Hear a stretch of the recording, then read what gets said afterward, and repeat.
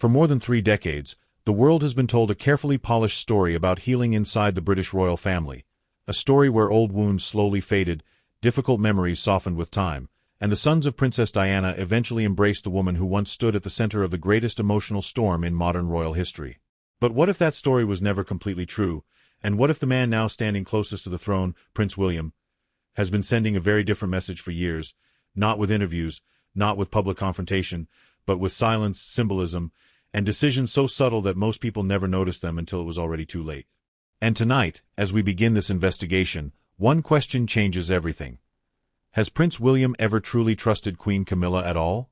The first clue may have unfolded in front of millions of viewers, hidden in plain sight during one of the most watched royal celebrations of the century.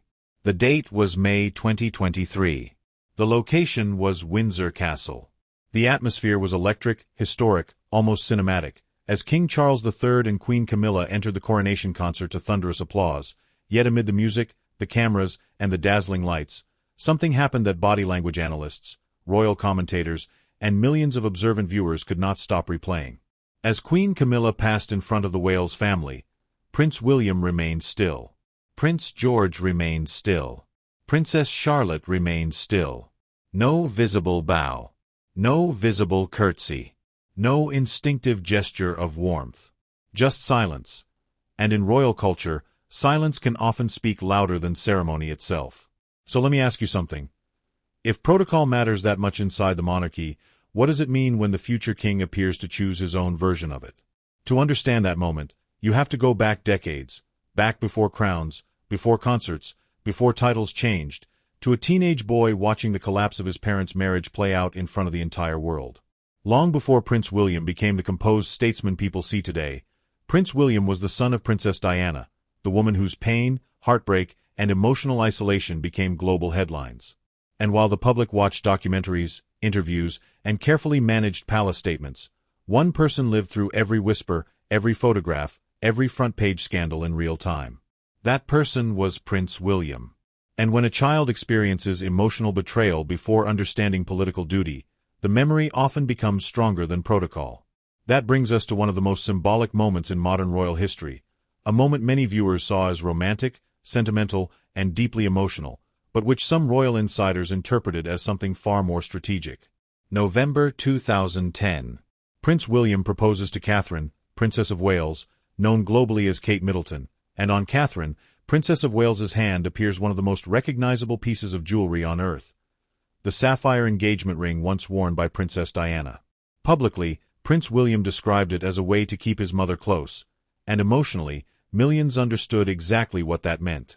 But symbolically, some royal analysts saw something else entirely. By placing Princess Diana's ring on the hand of the future queen, Prince William ensured that no matter who held the current crown, the image of Diana would always walk beside the future of the monarchy.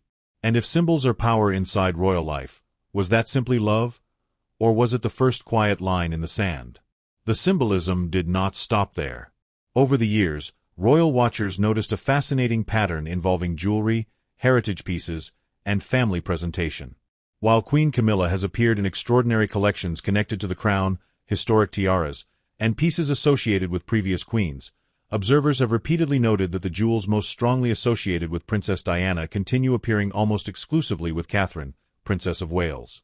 Now, no official statement has ever confirmed any family policy surrounding these choices, and jewelry assignments inside the monarchy are deeply complex, but symbolism inside royal life rarely happens by accident. And when the future queen consistently becomes the visible guardian of Diana's most recognizable legacy, people inevitably begin asking, who is really controlling the emotional narrative of the monarchy's future? Then came another decision so subtle that most people missed its deeper meaning entirely, a decision written not into interviews, speeches, or headlines, but into history itself. Birth certificates, family names, generational identity. Across the births of Prince George, Princess Charlotte, and Prince Louis, one name continues appearing with unmistakable emotional weight. Diana. Not once. Not accidentally. But deliberately woven into the identity of the next generation. Meanwhile, despite Queen Camilla being a visible senior figure inside the family for many years, no comparable tribute appears in the naming of the Wales children. Does that prove hostility? No. Does it prove strategy? Not necessarily.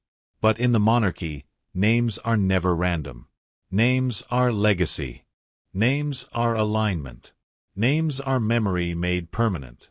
And if you were shaping the identity of the future king's family, whose memory would you choose to protect? By 2017, 20 years after the death of Princess Diana, the pattern became even harder to ignore. Prince William and Prince Harry released an emotional documentary honoring their mother's life, a deeply personal project filled with private stories, unseen footage, and intimate reflections. For nearly 90 minutes, audiences around the world watched two princes revisit their childhood, their grief, and their mother's extraordinary influence. Yet one absence stood out to many observers. Queen Camilla was not part of that emotional narrative. No commentary. No reflection. No visible inclusion. Again, no official explanation was given, and documentaries always involve editorial choices. But within royal storytelling, omission can sometimes be just as powerful as presence.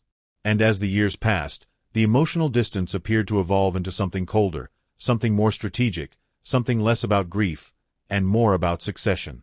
Because as Prince William moved closer to the throne, insiders began quietly noticing not emotional outbursts, but administrative separation, independent teams, separate communication strategies, and carefully controlled institutional boundaries between the future king's operation and the orbit surrounding Queen Camilla.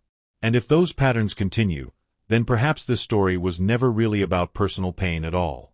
Perhaps this story is about power. Perhaps this story is about legacy. Perhaps this story is about what happens when a grieving son grows up and starts preparing for a kingdom of his own. And what Prince William allegedly did next, behind palace doors, may be the clearest signal yet that the future of the monarchy could look very different from the present. And for Queen Camilla, that future may be far colder than anyone imagined. As Prince William moved from grieving son to future king, the signs of emotional distance no longer appeared only in public symbolism, family heirlooms, or carefully chosen tributes to Princess Diana. According to royal commentators, biographers, and years of public observation, the relationship between Prince William and Queen Camilla may have evolved into something far more strategic, far less emotional, and far more consequential for the future of the British royal family itself.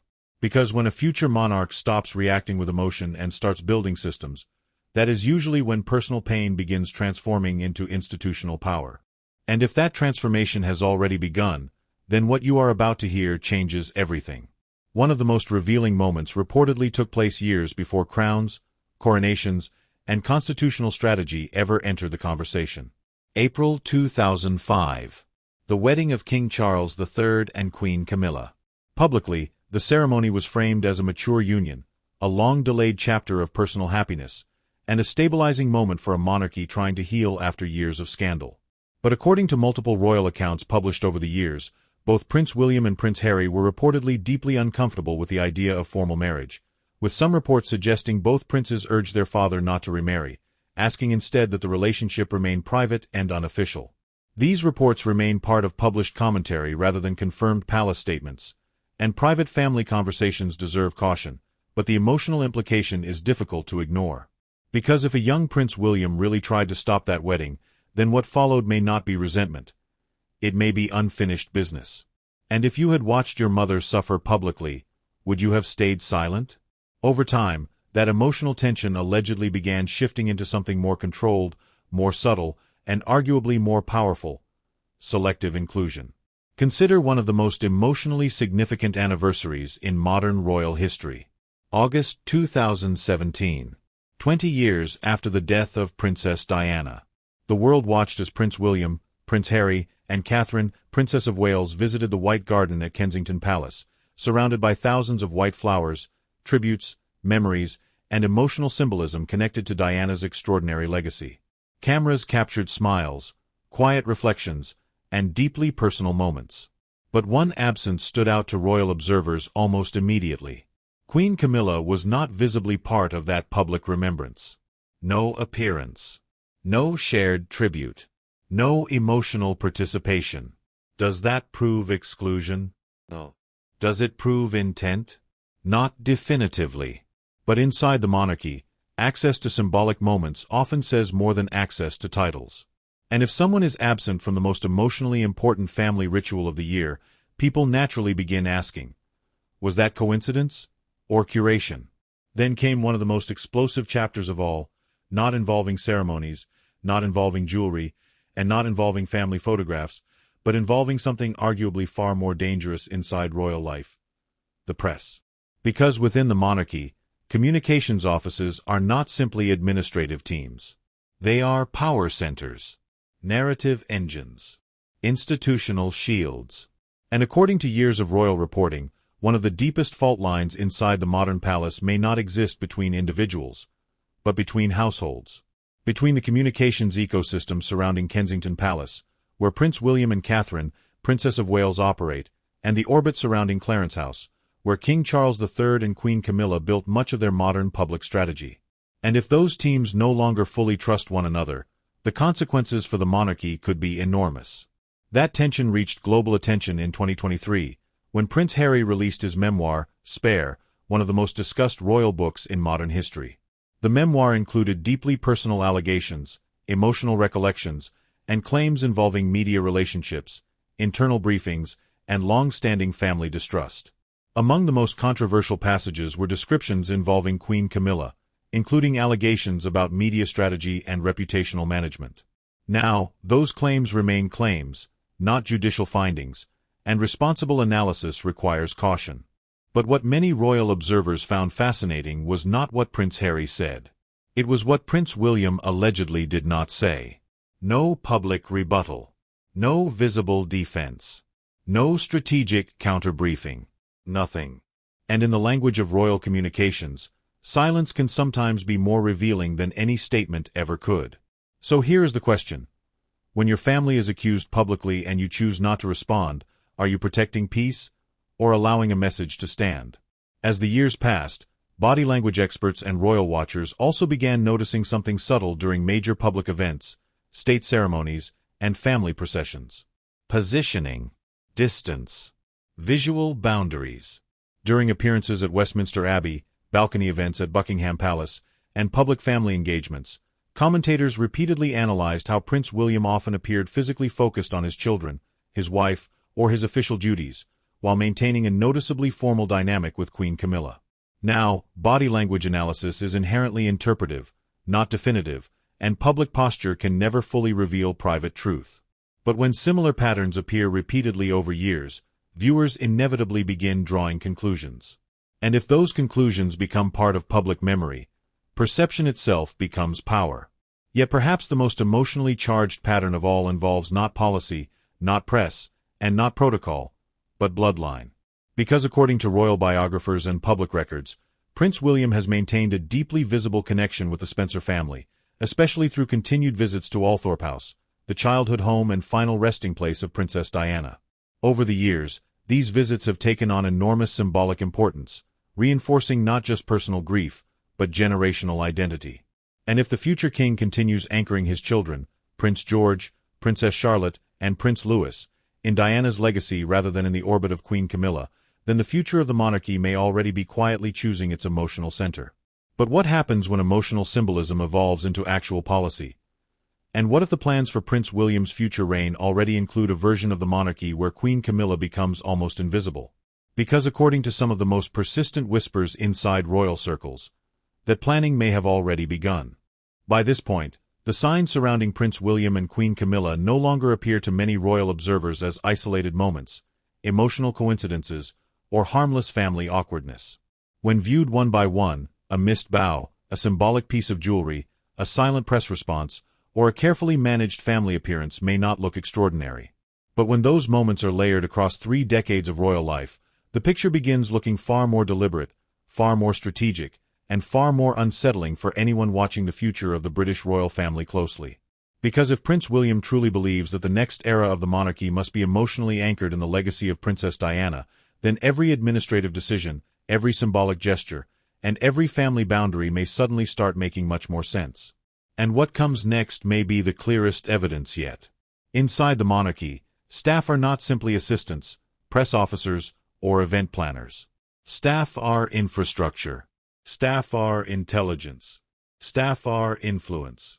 In royal terms, whoever controls the household often controls the narrative. That is why some of the most fascinating observations in recent years have not focused on ceremonies or speeches, but on something far less visible: the separation of operational power between the household of Prince William at Kensington Palace and the orbit surrounding King Charles III and Queen Camilla at Clarence House. According to years of reporting from royal correspondents, these teams often operate with increasing independence, separate messaging priorities, and carefully protected internal boundaries. No official palace statement frames this as conflict, and separate operations are not unusual in large institutions, but royal insiders have repeatedly noted how little visible overlap appears between the strategic world of the future king and the communications ecosystem connected to Queen Camilla. And if your staff is your army, what does it mean when two armies share a family name, but not a battlefield? That question became even more interesting after the passing of Queen Elizabeth II in 2022, the moment when power inside the monarchy began shifting more visibly than at any point in a generation. With King Charles III ascending to the throne, Queen Camilla officially entered a role once considered almost unimaginable, and at the same time, Prince William moved closer than ever to the center of royal authority. Titles changed overnight. Offices expanded. Responsibilities multiplied. Yet according to royal analysts, something else quietly happened beneath the constitutional transition. The Wales household reportedly became even more strategically self-contained. Fewer leaks. More disciplined messaging. More independent initiatives. More long-term planning. And if that interpretation is accurate, then the future king may not simply be preparing for succession. The future king may already be practicing sovereignty. Then came another subtle but powerful pattern that royal photographers, body language commentators, and longtime observers began noticing during major family events. Positioning. Not emotional positioning. Physical positioning. Balcony appearances at Buckingham Palace. Processions at Westminster Abbey. Public ceremonies, Commonwealth services, state occasions, and national celebrations. Again and again, analysts pointed out that Prince William often appears placing Catherine, Princess of Wales, Prince George, Princess Charlotte, or Prince Louis within a tight visual family unit, while interactions with Queen Camilla often remain visibly formal, brief, and institutionally correct rather than emotionally relaxed. Body language is never proof, and public events can never fully reveal private truth. But when a future king repeatedly chooses the same visual structure over years, people naturally begin asking whether the image itself is the message. And if it is, what exactly is that message teaching the next generation? That brings us to something even more personal: family identity. Because while royal titles shape public duty, family traditions shape emotional memory, and according to years of public observation, Prince William appears to have made one thing unmistakably clear about the emotional world surrounding his children. Prince George, Princess Charlotte, and Prince Louis have grown up surrounded not only by royal tradition, but by visible connection to the Middleton family, to the memory of Princess Diana, and to the enduring presence of the Spencer bloodline. Through names, tributes, appearances, and family rituals, that emotional ecosystem has become increasingly visible. Again, no official policy excludes Queen Camilla from family life, and public appearances suggest formal unity, but for many royal observers, the emotional architecture around the Wales children appears unmistakably intentional. And if the future king is already shaping how the next king views family, legacy, and loyalty, what does that mean for the woman currently wearing the crown beside his father? Perhaps the most fascinating symbol of all remains Althorp House, the Spencer estate where Princess Diana grew up and where her memory remains physically preserved. Over the years, reports have repeatedly described how Prince William has maintained meaningful contact with the Spencer family, particularly Charles Spencer, Diana's brother. Visits, commemorations, private moments, and visible tributes have all reinforced a simple but powerful message. The bloodline of Diana has not faded. It has evolved. And if the future king continues reinforcing the Spencer identity as part of the emotional education of his children, then perhaps the monarchy's future is being quietly anchored not in the compromises of the present, but in the unfinished loyalty of the past.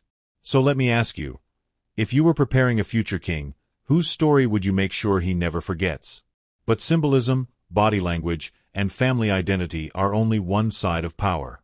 Because behind palace doors, there is another battlefield entirely: policy, structure, and succession planning. And according to some of the most persistent whispers in royal circles, the most dramatic chapter involving Prince William and Queen Camilla may not happen while King Charles III is alive at all. Because the real story may begin the moment the crown changes hands. By now, the pattern surrounding Prince William and Queen Camilla no longer looks to many royal observers like a series of emotional aftershocks from the past. It looks increasingly like preparation. Quiet preparation. Administrative preparation. Dynastic preparation. Because inside the world of the British royal family, real power rarely arrives with dramatic speeches or public declarations. Real power arrives in briefing papers, succession models, staffing structures, seating plans, access lists, inheritance strategy, and the carefully controlled architecture of who remains visible, and who slowly disappears from the center of the stage. And according to some of the most persistent royal reporting of the past several years, Prince William may already be thinking far beyond the present reign, far beyond family diplomacy, and far beyond public optics. Because if the next king is already designing the monarchy of tomorrow, then one uncomfortable question becomes impossible to avoid. Where exactly does Queen Camilla fit inside that future? One of the strongest clues comes from a phrase that has quietly dominated royal reporting for years: the slimmed-down monarchy. It sounds harmless, modern, efficient, financially responsible. But inside palace strategy, those three words carry enormous consequences. Multiple royal correspondents, constitutional commentators, and biographers have spent years discussing the long-term vision associated with Prince William, a vision centered on fewer working royals, tighter public accountability, clearer institutional identity, and a stronger emotional focus on direct succession.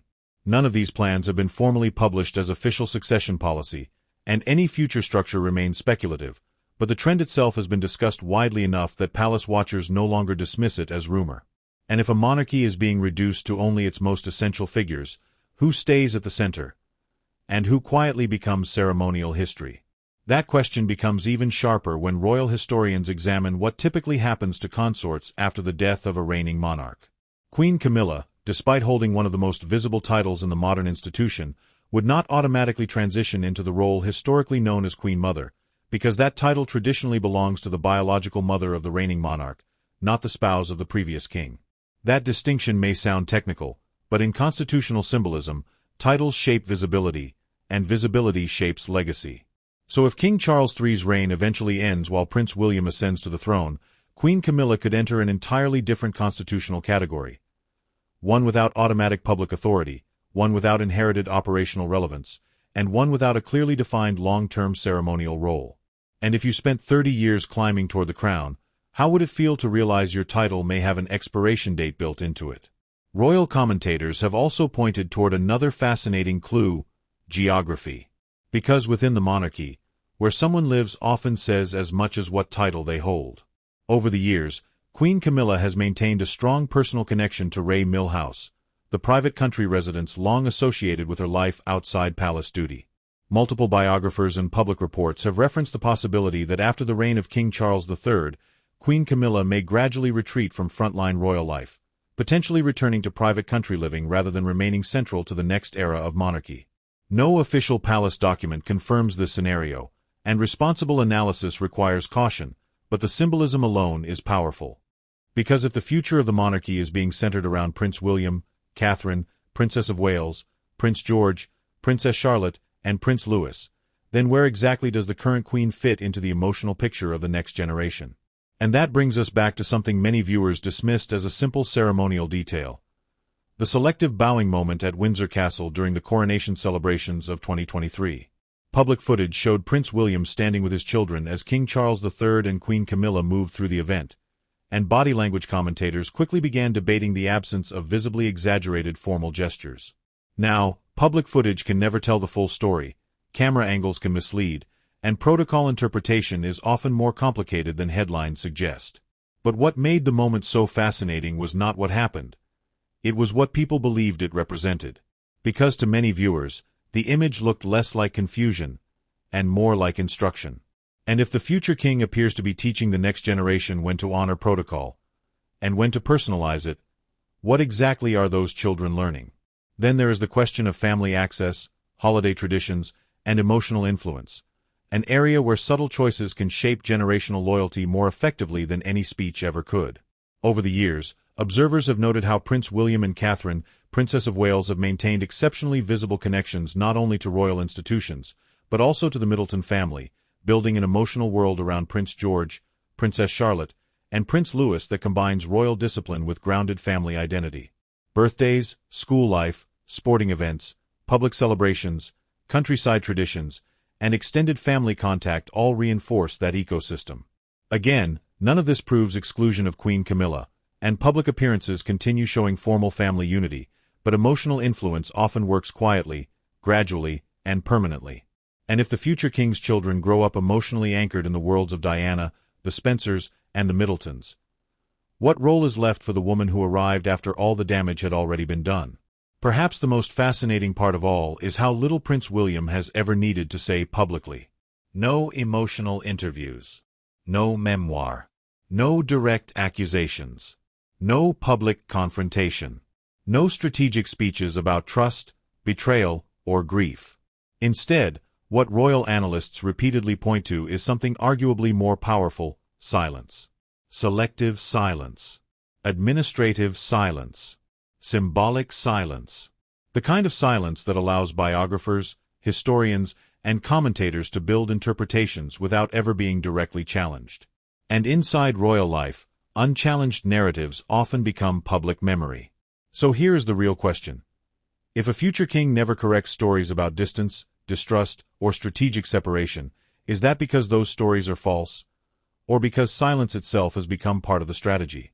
But everything we have discussed so far, the rings, the ceremonies, the staffing structures, the body language, the family boundaries, the emotional symbolism, and the constitutional positioning, may only be the foundation for something much larger. Because according to some of the most guarded whispers in royal circles, the final chapter of this story may already be sitting in draft form, hidden not in family albums or documentary footage, but in succession papers. And if those papers say what some insiders believe they say, then Queen Camilla's most difficult chapter may not be behind her at all. It may begin the day Prince William becomes king. And that brings us to what many royal observers believe may be the most carefully protected chapter of all: not a public ceremony, not a family disagreement, not a documentary, and not another symbolic gesture involving Princess Diana, but something far colder, far quieter, and far more powerful: succession planning. Because while the public watches balcony appearances, Christmas walks, state banquets, and carefully choreographed smiles from Buckingham Palace, the real future of the British royal family is never decided in front of cameras. It is shaped behind closed doors, inside briefing rooms, private studies, constitutional consultations, and strategic planning sessions where emotion matters far less than continuity. And according to years of royal commentary, that planning may already reveal more about Prince William's relationship with Queen Camilla than any public moment ever could. Royal biographers, palace correspondents, and constitutional analysts have repeatedly described Prince William as one of the most strategically disciplined heirs in modern royal history, a man shaped by trauma, public scrutiny, and decades of watching how institutions survive personal scandal. Unlike the emotional young prince who once walked behind his mother's coffin, today's Prince William appears increasingly focused on systems, optics, legacy, and long-term control. And according to multiple public reports, the Wales household has already been refining operational models for a monarchy that looks leaner, faster, and emotionally centered on direct succession rather than extended ceremonial hierarchy. None of those plans have been formally published, and any detailed future structure remains speculative, but the strategic direction has been discussed often enough that palace watchers are no longer asking whether change is coming. They are asking who survives it. And if a slimmed-down monarchy becomes reality, where exactly does Queen Camilla fit? That question becomes even more haunting when you examine the constitutional reality facing Queen Camilla after the reign of King Charles III. Unlike the legendary Queen Elizabeth, the Queen Mother, whose title carried biological connection to the sovereign, Queen Camilla would not automatically inherit an equivalent institutional identity under the reign of Prince William. The title may remain historically significant, but the operational relevance could change dramatically. No constitutional rule guarantees central public visibility. No automatic advisory role is built into succession. No historical framework demands that a former consort remain at the center of national life once the crown moves to the next generation. And in a monarchy built entirely around relevance, visibility, and symbolic continuity, losing centrality can sometimes feel more powerful than losing a title. So let me ask you something. If someone spent decades earning public acceptance, how difficult would it be to suddenly become ceremonial history? Over the years, multiple royal correspondents have also pointed toward a deeply symbolic possibility involving Ray Mill House, the private country residence long associated with Queen Camilla's life beyond official duty. Some commentators have suggested that in a future reign under Prince William, Queen Camilla may gradually step away from frontline royal appearances, potentially returning to a quieter, more private existence outside the daily center of palace life. No official plan confirms this scenario, and responsible commentary requires caution, but the symbolism alone is extraordinary. Because if the woman who spent 30 years moving from controversy to coronation eventually retreats from the palace ecosystem entirely, history may interpret that transition in one of two ways, either as dignified retirement, or as strategic disappearance. Which interpretation do you believe the public would choose? Meanwhile, everything surrounding Prince William, Catherine, Princess of Wales, and the next generation continues reinforcing a very different emotional center. Prince George, the future heir.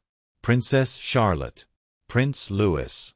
Every public appearance, every school moment, every balcony wave, every Christmas walk, every carefully managed family image appears to tell the same long-term story. Continuity, discipline, emotional stability, and the visible preservation of both the Windsor institution and the Spencer legacy of Princess Diana. And if the emotional DNA of the next generation is already being built around Diana, the Spencers, and the Middletons, then perhaps the future of the monarchy has already chosen its emotional matriarch. And perhaps that choice was made years ago.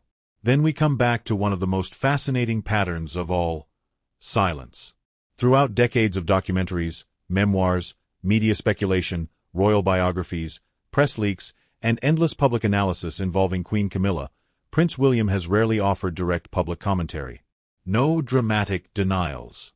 No emotional defenses. No visible campaigns to reshape the narrative. And yet, many of the stories surrounding distance, distrust, emotional boundaries, symbolic exclusions, and strategic independence have remained publicly unchallenged. In the world of royalty, where every sentence is calculated and every silence is intentional, that alone has become one of the most discussed clues of all. Because sometimes the strongest statement a future king can make is the statement he never needs to say. And perhaps that is the deepest truth hidden behind all 15 moments we explored tonight. The sapphire ring, the naming of the children, the documentary tributes, the body language, the ceremonial distance, the household separation, the press silence, the Spencer connection, the slimmed-down monarchy, the succession whispers. When viewed separately, each moment may look explainable, even innocent. But when viewed together across 30 years of royal history, they begin forming something far more powerful. Not a tantrum, not a feud, and not revenge, but a strategy. A long game. A patient, disciplined, deeply personal strategy built by a son who may never have forgotten what it cost his mother to lose control of her own story. So now the final question moves from palace corridors to you. Do you believe Prince William's distance from Queen Camilla is a justified defense of Princess Diana's legacy? Or do you believe the future king may be playing a much colder and far more calculated game than anyone realizes? Share your thoughts in the comments below, because in stories like this, public perception often becomes part of royal history itself. And if you enjoy deep royal investigations, hidden palace strategy, succession analysis, and the psychological stories behind the crown, make sure to subscribe, turn on notifications, and join us here at Royal Decoded for the next chapter. Because inside the monarchy, power is rarely announced.